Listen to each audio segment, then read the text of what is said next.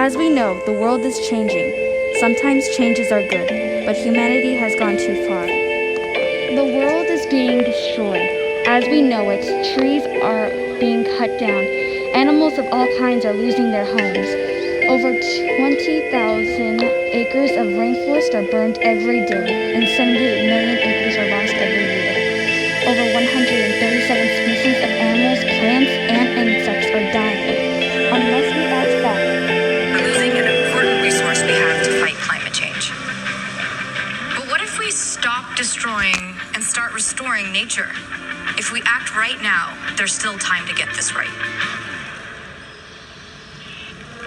Every year, though, we burn and deforest millions of acres of land. When we do that, an incredible amount of carbon is released into the atmosphere, contributing to the warming of our planet. Not only is that stored carbon released as carbon emissions, but we are destroying our most effective technology for removing carbon from the air.